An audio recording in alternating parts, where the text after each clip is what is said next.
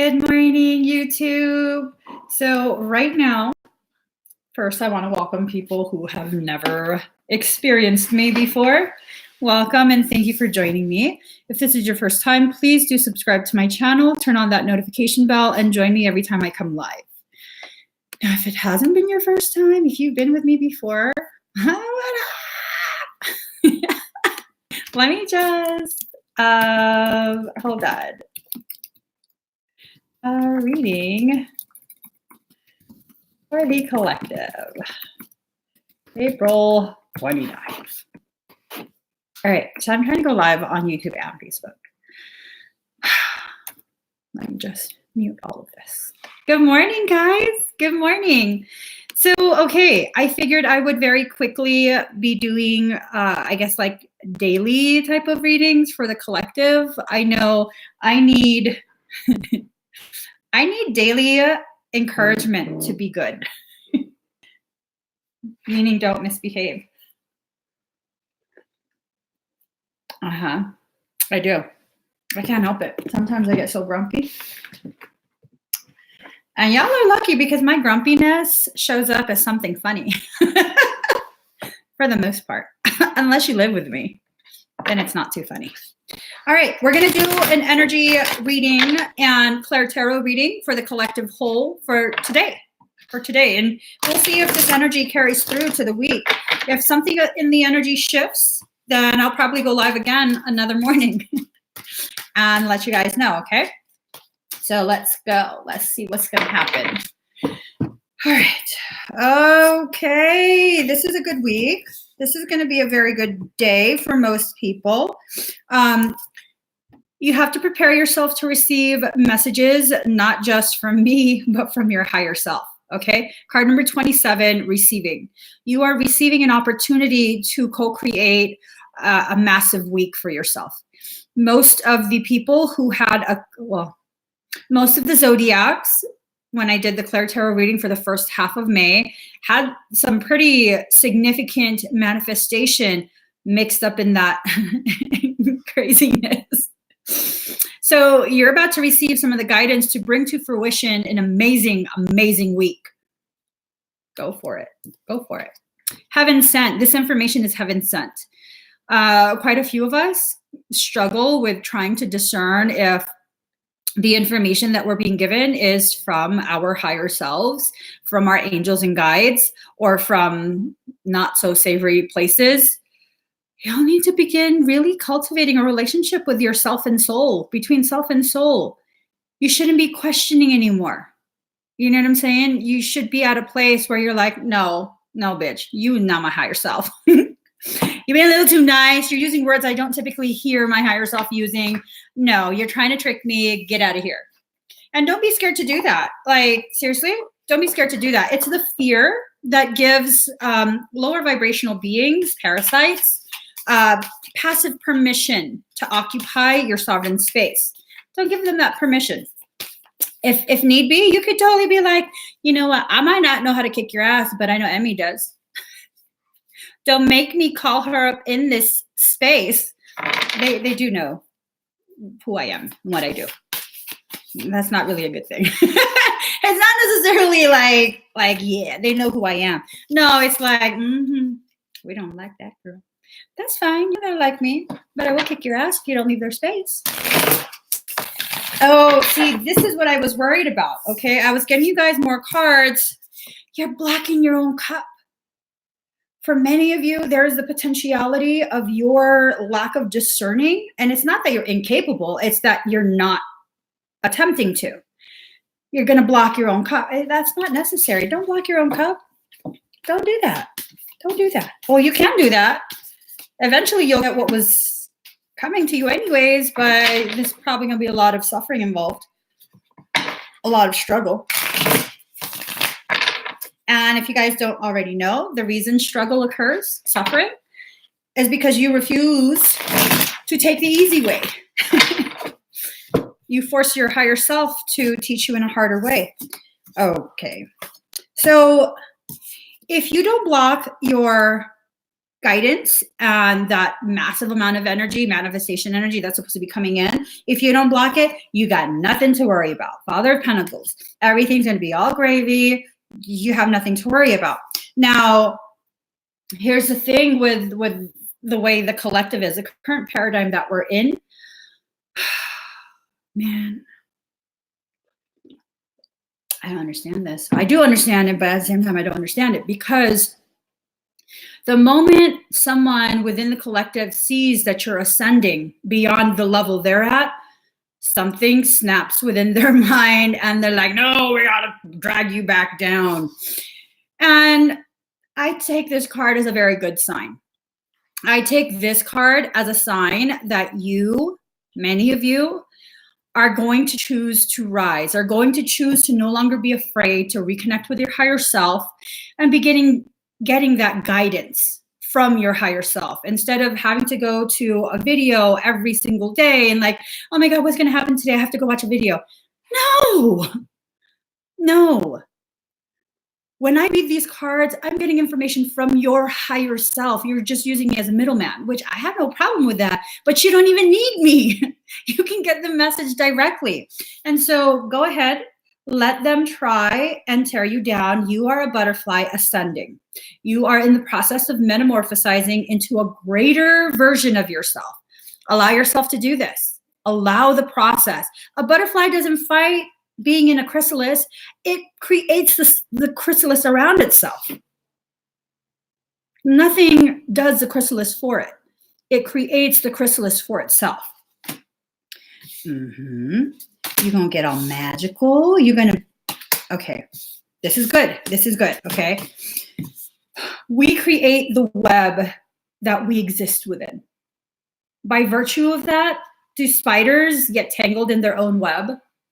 No, they don't. They know exactly which steps to take in order to keep themselves from getting ensnared.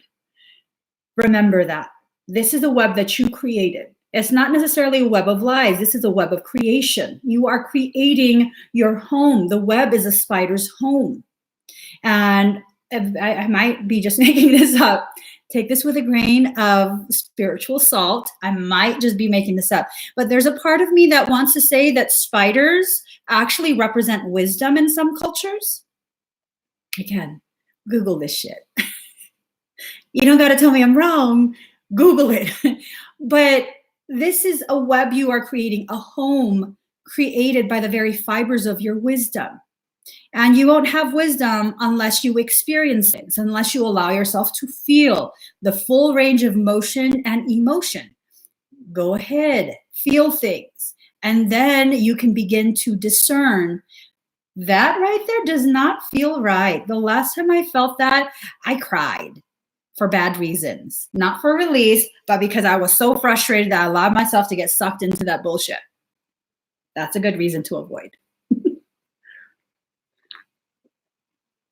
Now, this is an amazing thing. You're entering a phase of your spiritual badassery. I'm not the only spiritual badass around. You are a spiritual badass as well. I know it's hard to believe this, but for a very long time, most of my life, I lived in extreme fear. And I recognized before, I thought that fear was because of demonic presence, because they fucked with me daily, daily. But what I recognized, the truth of my fear wasn't about any demonic nothing, because I'm not scared of them. I was scared of what I could do when I tapped into my potentiality. That was where my fear was rooted. And once I got pissed off enough, I was like, you know, fuck this shit. I'll fuck your ass up. You done dragged me down the stairs. You've bit me. You did all kind of crazy ass shit to me. Ripped out my lashes in the middle of the night for no reason. Now I'm pissed. And that's when I started to fight back. Did I do things to retaliate? No. When you engage me, you give me permission to enter your field and reflect the ugly that you're tossing at me. That's what's going on. So what you're going to do, you're going to remember your sovereign power. You're going to remember your badassery, your magic, whatever the hell you want to call it. And you're going to begin to allow yourself to choose to reflect what is being thrown at you, not absorb it, but reflect it back. This is not about retaliation. This is about recognizing fear only serves a purpose. It's not going to take over you. This fear is bringing to the forefront of your awareness the very things you need to address. And for me personally, it was about addressing the fact that I kept refusing to accept the parts of me that were created to protect me. And a lot of us in the collective, that is why we feel so helpless, because the paradigm we exist within right now forces us to reject the parts of us that protect us. These are considered character flaws, defects, ways in which you're wounded. Oh yeah, well, the wounded make the best healers. Someone called me a wounded healer, as though it was a derogatory thing. Yes, bitch. I'm wounded as fuck. Why do you think I'm so good at what I do? Because I know what it feels like to carry those wounds. And never would I allow my spiritual brothers or sisters to suffer like I did, feeling alone. And so I'm going to sit there with you in that hole. I'm going to remind you, when you're ready to look up, there's light waiting for you. So yes, if someone calls you wounded, wear that shit with honor. Yes, I am. And it's scar tissue. That's the strongest tissue in the body. Just so y'all know.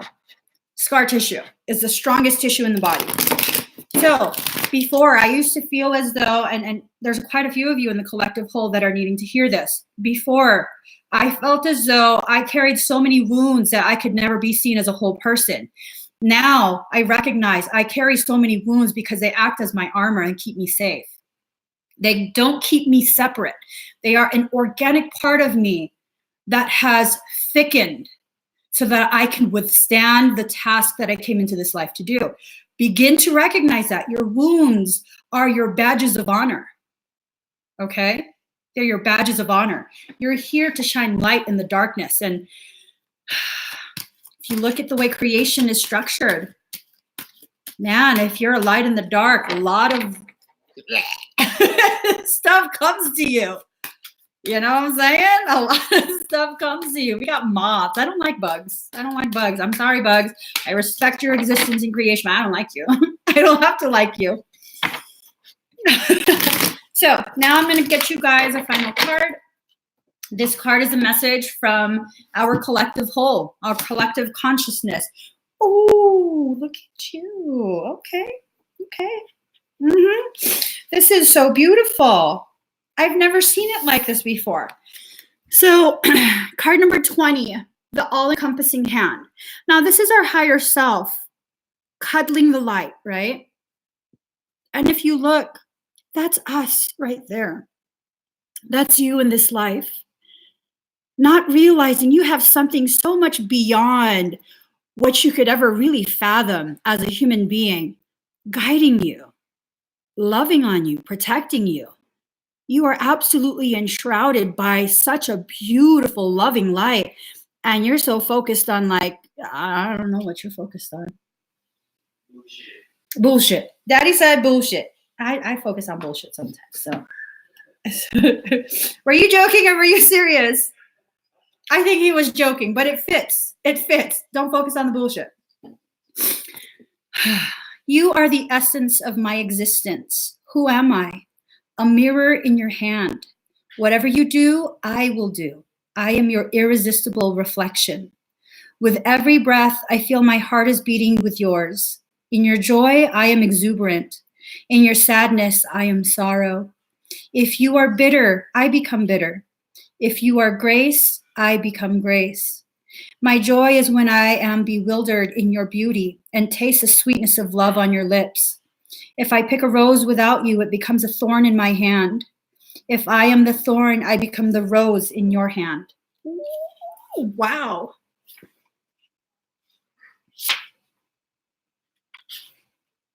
What happened here?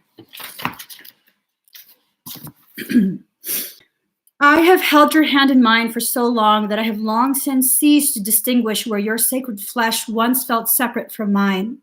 This sacred grasp pulses with love divine, and there is one hand holding and held, one being loving and loved, though we may appear by less ecstatic angels to be two. The love that gives us this handfast beloved is so powerful, we could spin the entire universe upon its axis, and still our hands would be joined gently and yet enduringly in unfailing love and sublime friendship. Collective whole, you guys. This is a reminder we are actually one consciousness experiencing a moment of individuated experience. We are literally one. These things that you fear, that you think is so far outside of yourself, the concept of demons and parasites, they're part of the same consciousness. They exist to serve as flags to get your attention. Look over here, you have to pay attention to this part really quick. And once you really recognize that about your journey, you no longer feel afraid. We have to stop being afraid of our darkness reflected externally. Some people have asked me in the past, are demons nothing more than external projections of an internal darkness? Yes. There is a fractal within you that is needing your attention, needing a little bit of your love.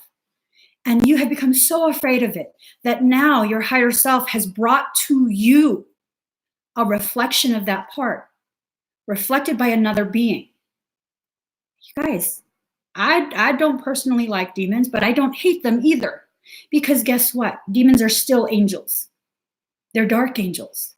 They do the work that we refuse to learn in the light. They serve as tutors, okay? And we're not talking about tutoring us to be evil. That's a human concept. We're talking about helping us to recognize there are parts of us that we have vilified unnecessarily. So today, you need to stop vilifying yourself. Do that shadow work, do that internal work, allow the ugly attitudes of other people that you might or might not experience today and be like, do I act like that? Is that how people perceive me? And you'll definitely be very, very surprised at the answers that you come up with. Be very honest with yourself. You don't have to admit this to anyone else. This is not about admitting how you're mean or rude to other people. This is about recognizing who you are, existing in your totality. Understanding that those negative behaviors that you're feeling and behaving, those exist for a reason. Begin to harness those characteristics in a way that protects you. Doesn't create walls of separation, but protects you from the very things you need protection from, okay? Nothing in this life could ever truly harm you without your permission. So stop giving permission. Seriously, stop giving permission. I recognized that years ago. The only reason I was allowed to be harmed by very dark, dark things was because I allowed it. Did I deserve it? It's not a question of what you deserve or don't deserve. It's a question of what option did you choose to learn the lessons you're needing to learn. I chose the most difficult option. I chose to learn these lessons about myself in the most difficult way. And I can't blame anyone else for that. It's because I'm stubborn. It's because I refuse to acknowledge the gravity of who or what I am. And the gravity of who or what you are has absolutely nothing to do with someone else. This is not about competition. This is not about comparing. This is about co-creating. And you can't truly co-create at the level you were designed to co-create until you fully embrace who you are. That doesn't mean you have to understand who you are. That doesn't mean you have to know who you are or what you are.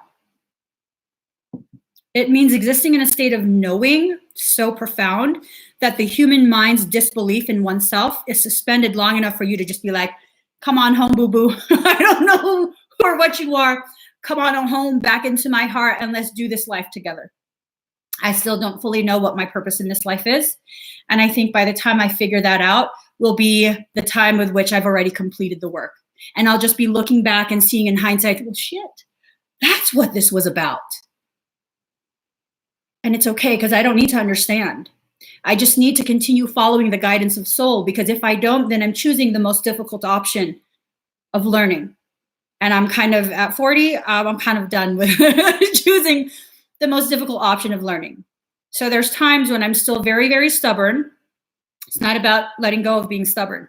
That serves a purpose as well. There's times where I'm very, very stubborn and I'm fighting what my soul is guiding me to do. And then here's Archangel Michael, like, you sure? You sure? And that's all he has to say. And I'm like, oh, shit. They're going to fuck me up. My higher self and Michael's going to fuck me up. No, what did you want me to do again? I'll do it. I'll do it. It's okay. I'm not going to fight you no more. I'll do it. I'll do it. And you can do that. You can absolutely do that. You can change your mind at any time. You can select a different option and the method that's used to teach you at any time, even in the middle of it. You can choose to submit to the will of your soul. You are not submitting to anyone else but your own soul. And Michael's not going to come to punish you. He's just going to come to deliver whatever the hell your higher self has asked him to deliver.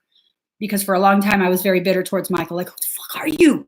You keep interfering with my shit, dude. Why you keep trying to force me to do things I don't want to do?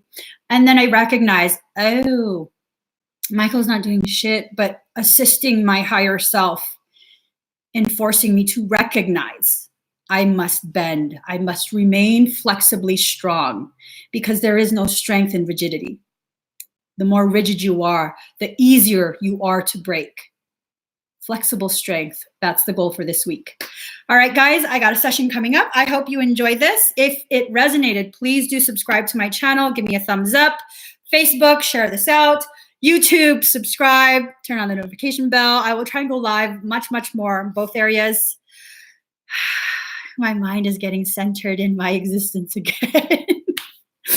From the deepest depths of my heart's oceans, thank you very much. I love you guys. Have a beautiful, beautiful week. Bye.